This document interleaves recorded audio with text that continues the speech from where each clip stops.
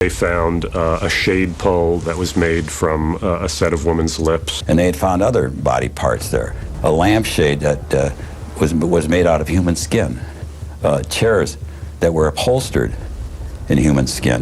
In 1957, police entered Ed Gein's house expecting answers. What they found instead were bowls made from skulls and human skin stitched into gloves. But as disturbing as that was, it was not the darkest discovery on record.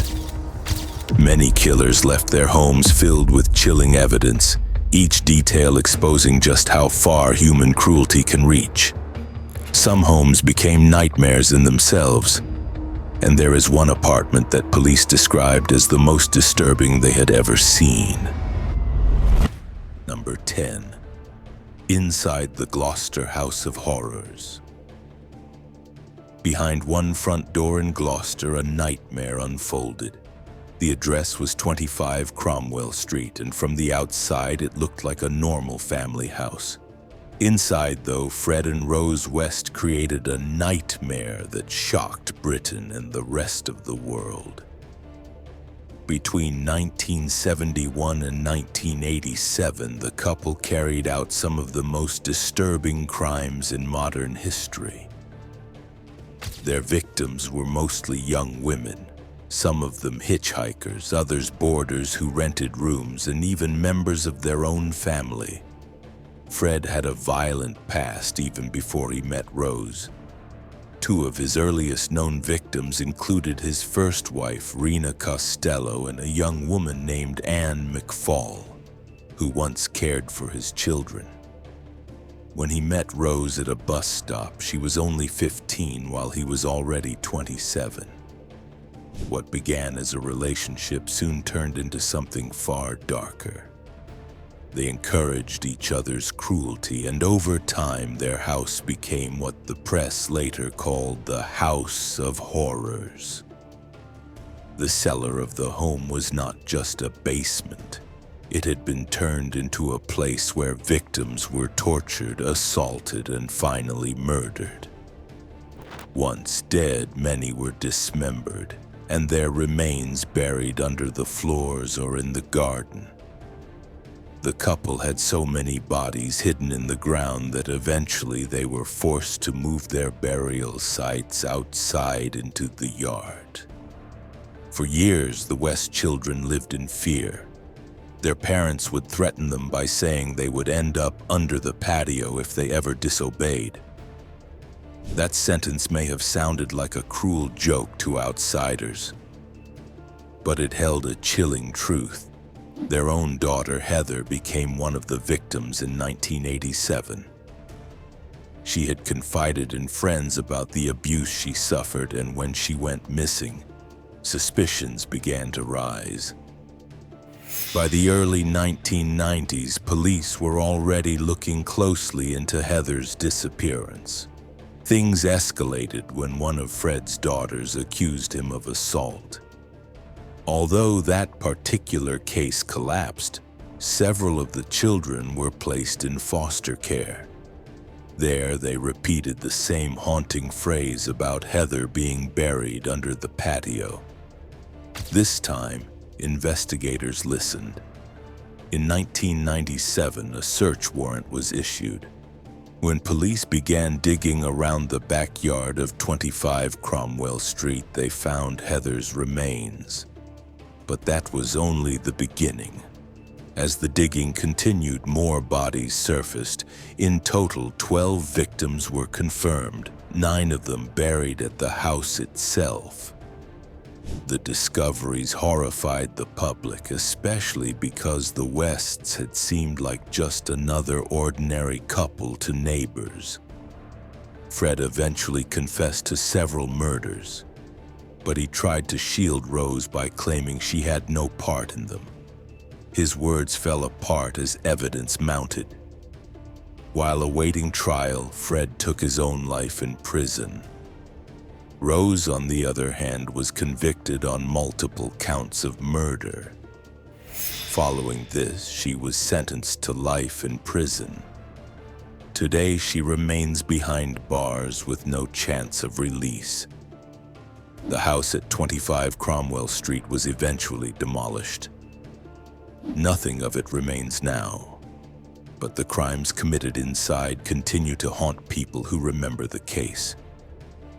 That home, once seen as just another address in Gloucester, became one of the darkest crime scenes in British history. Number 9. Robert Berdella and his House of Cruelty.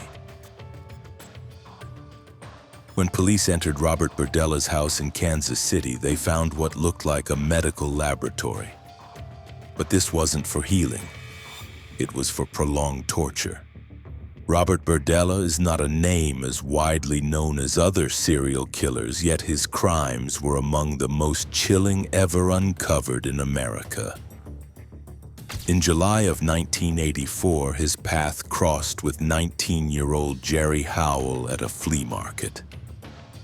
Berdella appeared friendly, offering the young man a ride to a concert. But there was no concert. He drugged Howell and took him to his home, where he injected him with tranquilizers, strapped him to a bed, and over the next 28 hours, subjected him to unspeakable torture. Howell eventually died from choking on his own vomit while gagged. What followed was even more disturbing. Berdella hung his body over a pot to drain the blood. He then dismembered him and disposed of the remains in trash bags left for garbage pickup. He documented each step in a notebook as if it were an experiment. For the next 3 years, Berdella repeated this process with at least 5 more men. Victims endured brutal methods, from needles pushed under fingernails to drain cleaner smeared in their eyes. Some were suffocated, others mutilated. All of it happened behind closed doors in his 2-story home. His crimes only ended when one man, 22-year-old Christopher Bryson, managed to escape by leaping from a window. Even though the fall crushed his feet, Bryson ran barefoot through the street until he found help. Police entered the home soon after, and what they discovered was horrifying. Inside were 2 human skulls, vertebrae, teeth sealed in envelopes, a blood-stained chainsaw, and over 300 Polaroids of victims in different stages of torment. Investigators identified one skull as belonging to Robert Sheldon, who had been tortured with drain cleaner and caulk before being killed. In the backyard, they found a freshly dug grave containing a head and vertebrae still intact. The house was no longer just a home. It was a crime archive. Faced with overwhelming evidence, Berdella agreed to confess in exchange for avoiding the death penalty. He was sentenced to life in prison without parole. Yet even justice was brief. Less than 4 years later, in October 1992, he died of a heart attack at the age of 43 inside Missouri State Penitentiary. Number 8. What was found in John Christie's house. The last house on Rillington Place looked ordinary enough, but neighbors began to notice something strange. Tenants kept moving in, but they never seemed to move out. John Christie and his wife Ethel lived in this house. They seemed like a couple who kept to themselves. Neighbors described them as pleasant, the kind of people who never made trouble. Yet behind Christie's calm exterior was a man whose impulses would eventually make him one of Britain's most infamous killers. In 1943, Christie committed his first known murder. His victim was Ruth Furist, a local prostitute. He strangled her and buried her body in the garden behind the house. It would not be the last grave there. Over the next decade, between 1943 and 1953, Christie killed at least 8 people, all within those same walls. Then came a turn no one could have predicted. In 1949, one of Christie's lodgers, Timothy Evans, went to the police and claimed his wife and child had been murdered at the address. When officers searched, they found the bodies. Evans first admitted to the killings, though later he changed his account and accused Christie instead.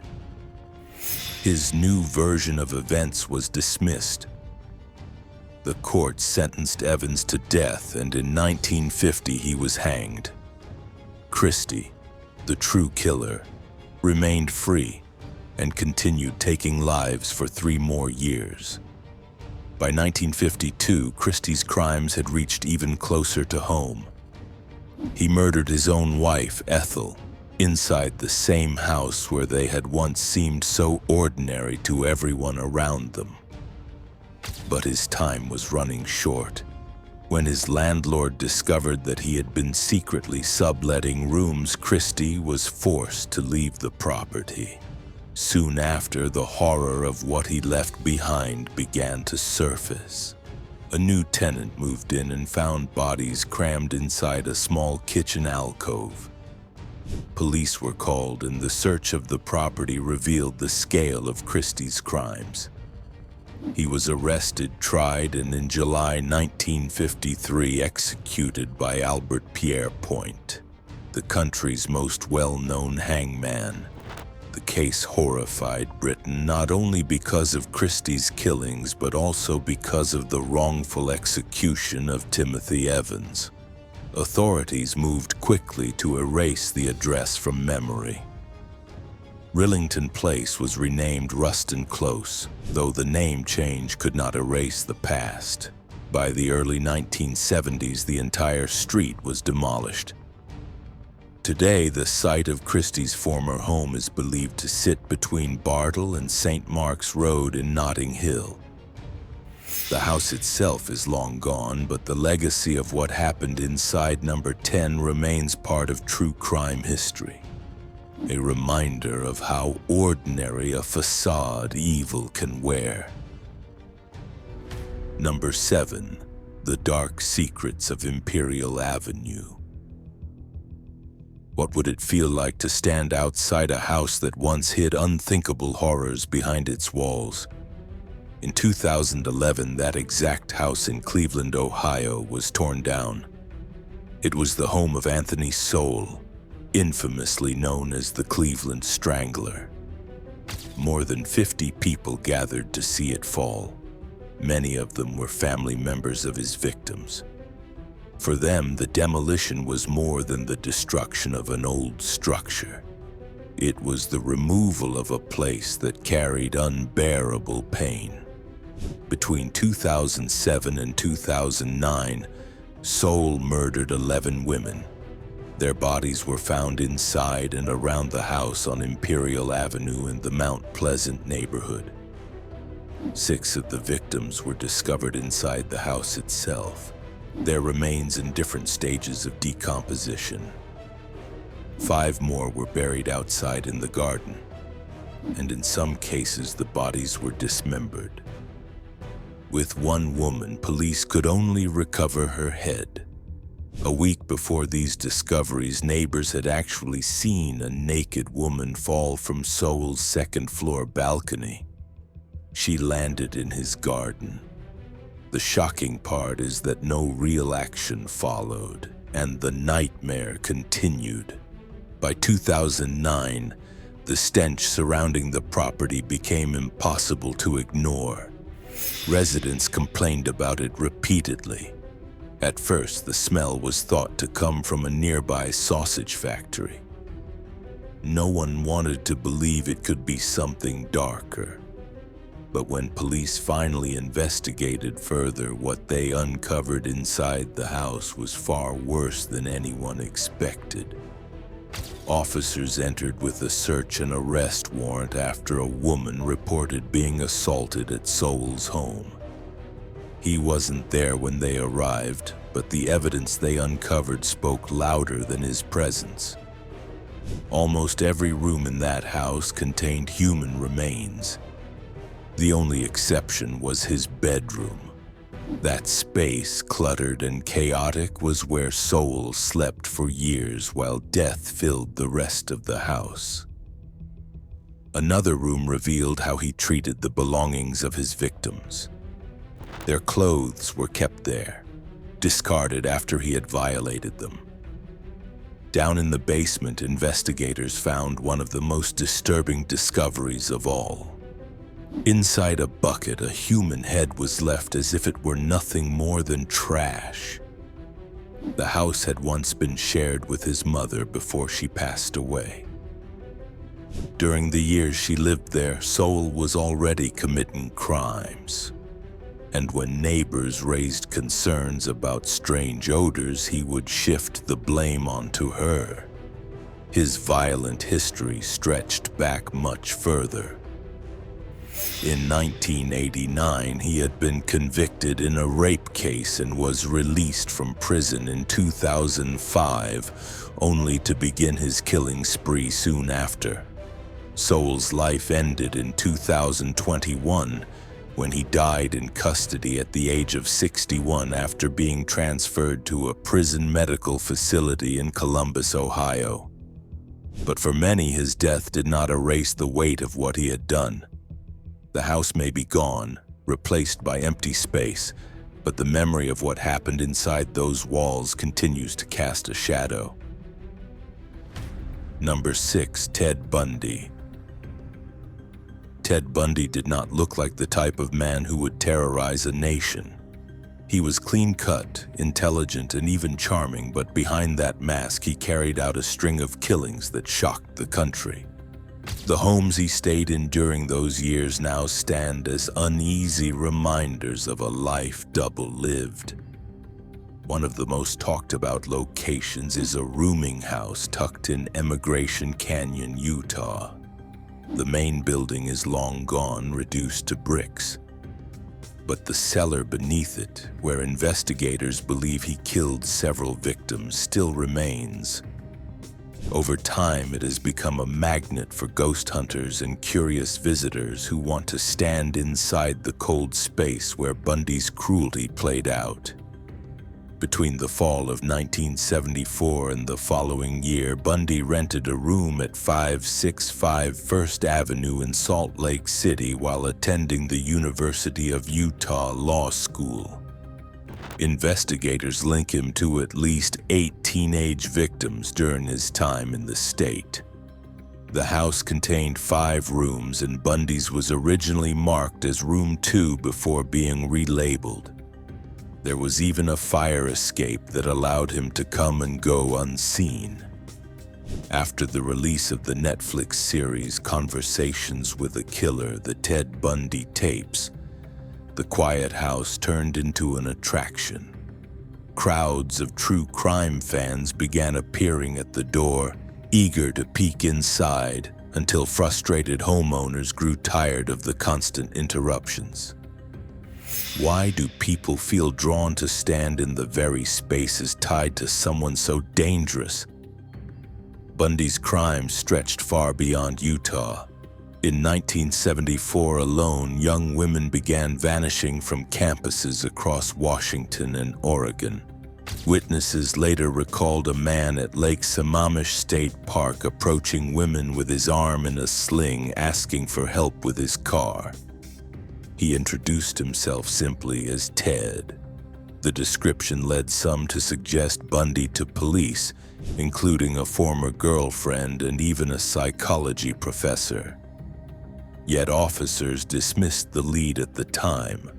Bundy looked nothing like the monster they were imagining, and that mistake allowed him to keep killing. His violence reached its height in January 1978 inside the Chi Omega sorority house at Florida State University.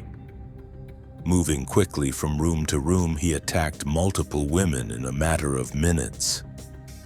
Weeks later, he was captured near the Alabama state line, and this time, he had no escape. When police searched his belongings, they found the same everyday tools he had used to murder and control his victims. Objects that seemed harmless in plain sight now told the truth of his crimes.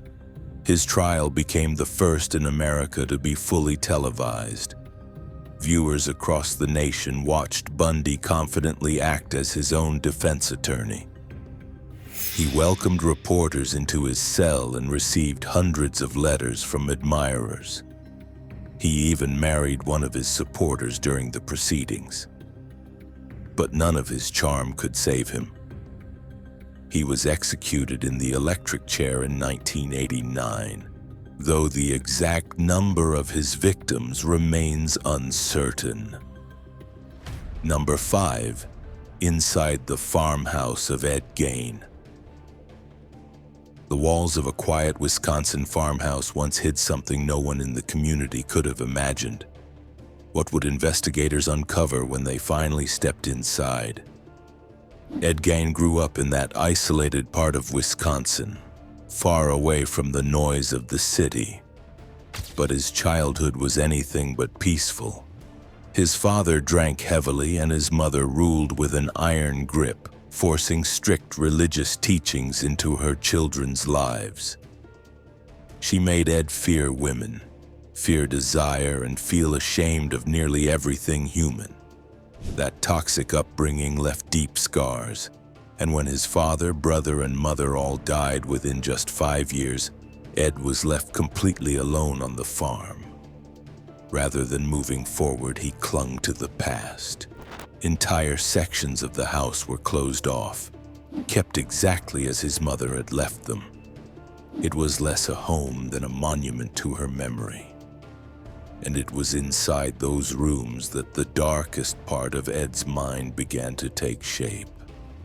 13 years later, police found themselves at that same farm after the disappearance of Bernice Worden, a local hardware store owner. Suspicion quickly fell on Ed because Bernice's son, Frank Worden, told investigators that Ed had been in the store the night before asking about antifreeze. In fact, the final receipt Bernice wrote was for a gallon of antifreeze that Ed was supposed to collect the next morning. That clue sent authorities straight to him. He was arrested at a grocery store in West Plainfield the very same day. When police searched the farm, what they uncovered shocked even the most experienced officers. Bernice Worden's headless body was found hanging upside down from the rafters. But that was only the beginning. Room after room revealed items no one thought could exist outside of horror fiction. Chairs and bowls fashioned out of human remains, faces displayed as decorations on the walls, even a vest made from a human torso. Where did these objects come from? Investigators learned that Ed had been digging up graves, stealing body parts from the dead. But not all of it was from graves. Along with Bernice, another woman had been murdered. Ed later told authorities that he had been trying to build a kind of physical reconstruction of his mother, using pieces of other women. He was declared unfit to stand trial after being diagnosed with schizophrenia, and later convicted of one murder, though the court ruled he was insane at the time. Instead of prison, he spent the rest of his life inside a mental hospital. Ed Gein's house is long gone, but the memory of what was uncovered inside continues to haunt not only Wisconsin, but also the world of crime and cinema. His acts became the blueprint for some of the most chilling characters ever written. Number 4. The Boarding House Killer's Home. Dorothea Puente's Victorian boarding house was known for its beautiful garden. What nobody knew was that her prized flowers were fertilized with human remains. Neighbors knew Puente as someone who opened her doors to people struggling with mental health challenges or substance abuse. Social workers often trusted her with clients. They even recommended tenants who needed stability. And in return, she built up a reputation as a caring presence in the community. But that image was far from the truth. Puente, who was 59 at the time, carried out murders inside that same home. Over the years, she killed multiple tenants while continuing to collect their Social Security checks. To avoid suspicion, she even wrote letters to the families of her victims, pretending everything was fine long after the tenants had died. Imagine how convincing those letters must have seemed to relatives who had no reason to doubt her. In February of 1988, social worker Judy Moyes placed 52-year-old Alvaro Bert Montoya in Puente's care. Montoya had been experiencing homelessness, and Moyes believed she was placing him in safe hands. But when Montoya suddenly stopped attending meetings, concern set in. Moyes asked Puente where he had gone, but the answers she received were inconsistent. That raised alarm, and soon investigators were called in. What they found was horrifying. Authorities began searching Puente's home and eventually uncovered the remains of Montoya and 6 other people buried in her backyard. Even with this shocking discovery, police did not arrest her immediately. For a brief moment, Puente walked free as though nothing had happened. The very next day, she vanished. She fled to Los Angeles, sparking a manhunt that stretched as far as Mexico. For 4 days, she remained at large until chance intervened. An elderly man in a Los Angeles bar struck up a conversation with her, only to recognize her face from the news. His call to police brought the search to an end, and Puente was finally taken into custody. Her trial in 1993 drew national attention. After 24 days of deliberation, the jury found her guilty of 3 murders. The verdict sealed her fate, and she spent the rest of her life behind bars. Puente died in 2011 of natural causes. Before her death, she agreed to a series of interviews where she insisted she was innocent. She described herself as religious and deeply set in her routines. What she said she missed most from the outside world was simple: attending church, cooking her own meals, and working in her yard. Today, Puente's former home has taken on a different life. It still stands in Sacramento, drawing curious visitors who come not for comfort, but to see the house where trust and horror existed side by side. Number 3. The Moors Murderers. When police played the tape recording found in Ian Brady and Myra Hindley's house, grown detectives wept. The 16-minute audio captured a child's final moments, recorded in the same living room where the couple entertained neighbors. On the outside, the house looked ordinary. A small post-war end-of-terrace home, complete with a white picket fence that gave it a picture of suburban calm. Yet inside those walls unfolded one of Britain's most disturbing chapters. Few could ever imagine that this unassuming address would one day be remembered for its ties to Ian Brady and Myra Hindley, the pair who became known as the Moors Murderers. Their crimes in the early to mid-1960s shook the nation. Together, they lured and killed 5 children.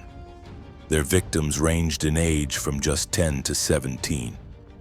Among them was Edward Evans, an apprentice engineer whose fate was especially brutal.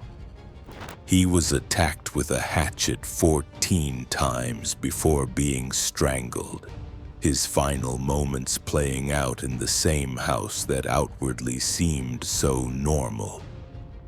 But the horrors extended far beyond one victim. 3 of the murdered children were eventually found buried on Saddleworth Moor.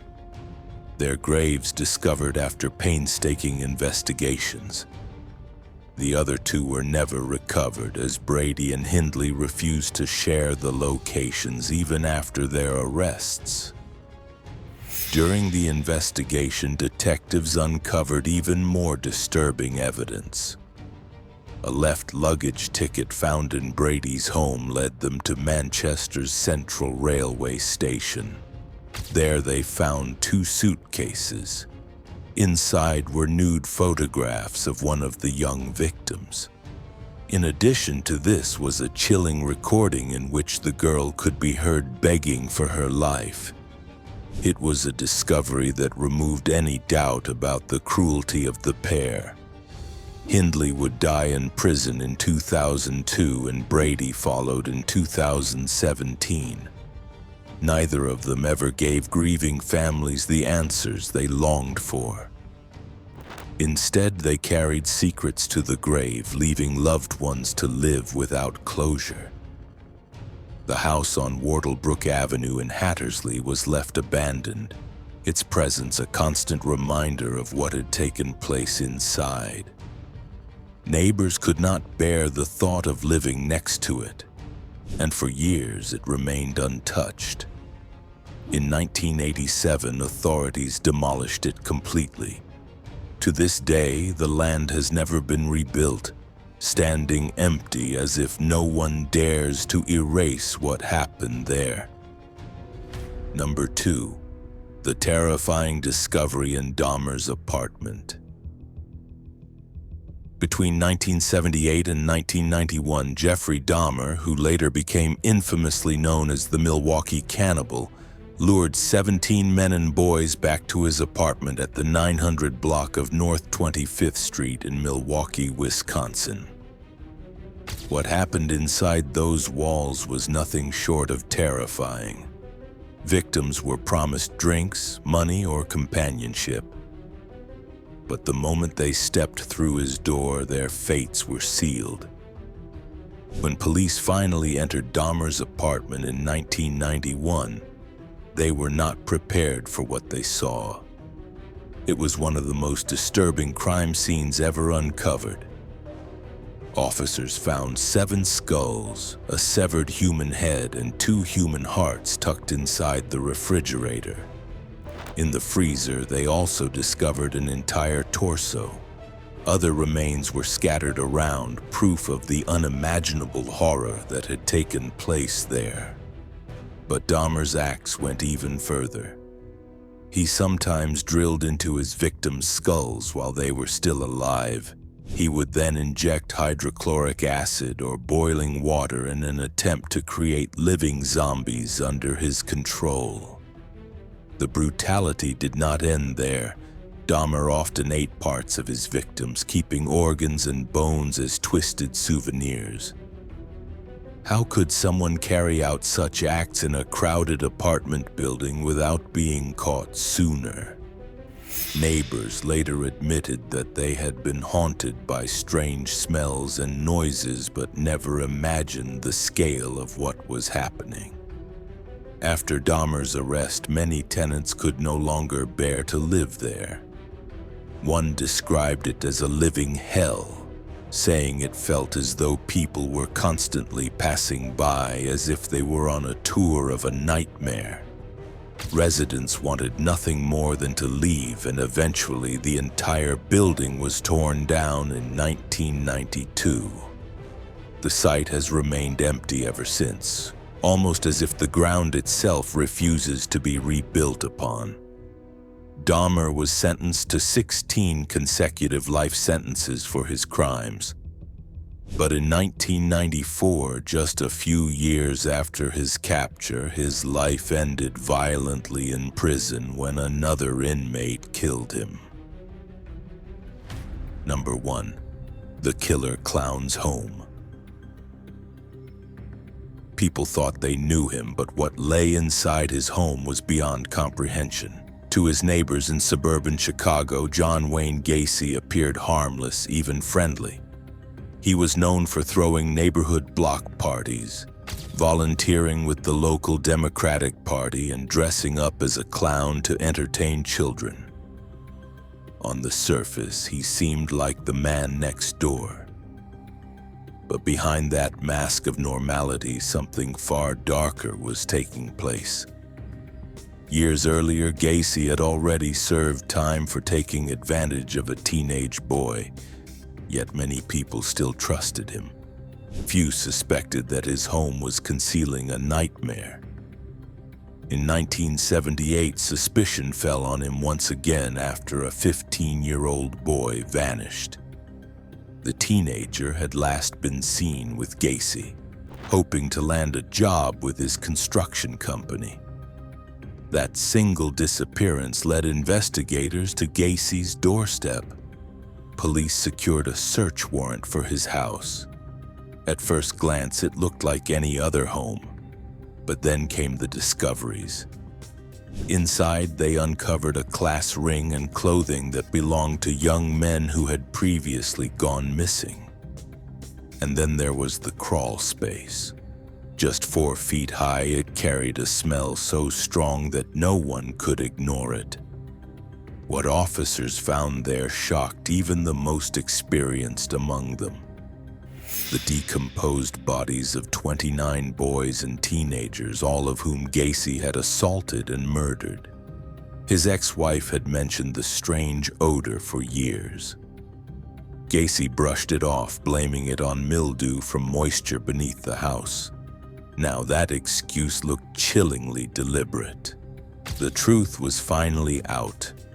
Investigators also faced scrutiny. Families of victims had pointed toward Gacy long before his arrest, but those warnings had not been acted on. Beyond the crawl space, Gacy confessed to killing several others, dumping their remains in a nearby river. He tried to claim insanity in court, but the jury rejected the defense. Found guilty of 33 murders, he was executed by lethal injection in 1994. During the recovery of bodies, the house itself was torn down. For years, the lot sat empty, an address tied forever to horror. Eventually, a new home was built there, and the street number was changed to deflect curious onlookers. Yet that did little to stop visitors. Some even arrived on tour buses hoping to catch sight of the ground where one of America's most infamous serial killers once lived. If you have made it this far, it means you're drawn to uncovering the darker side of history. Don't forget to hit the like button and subscribe so you won't miss what's next. Thank you for watching. See you in the next video.